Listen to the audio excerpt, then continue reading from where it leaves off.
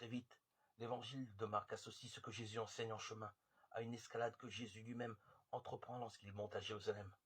Pour réaliser la jonction, il superpose à nouveau l'histoire de Jésus à l'histoire de Moïse.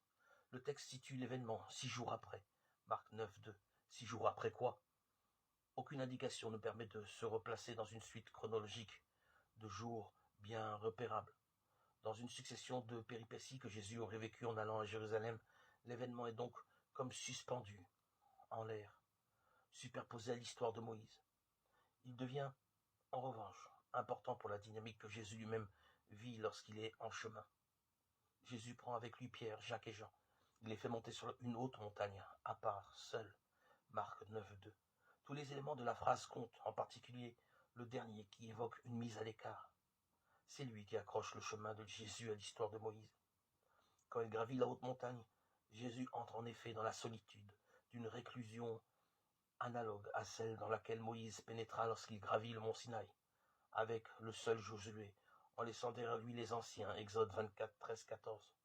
Pour conclure son alliance avec Israël, Dieu avait demandé à Moïse de vivre cette mise à l'écart, en disant que Jésus prend avec lui 3 disciples. Le texte de Marc dessine aussi l'imposition d'une rupture.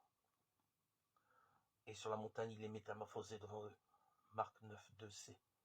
Quand les évangiles de Luc et de Matthieu racontent, ils décrivent alors ce qui arrive à Jésus. L'aspect de sa face devient autre. Luc 9, 29. Sa face resplendit comme le soleil. Matthieu 17, 2. Quand l'évangile de Marc raconte, il ne s'intéresse pas à la nature de la métamorphose qui se produit. Il préfère enraciner la métamorphose de Jésus dans une expérience que Moïse a faite sur le mont Sinaï. Moïse demeura alors 6 jours sur la montagne couvert par la nuée. Or, 6 jours après, dit seulement la traduction grecque du livre de l'Exode, Exode 24, 16, Moïse fut introduit dans la nuée et partagea l'intimité de Dieu durant 40 jours et 40 nuits.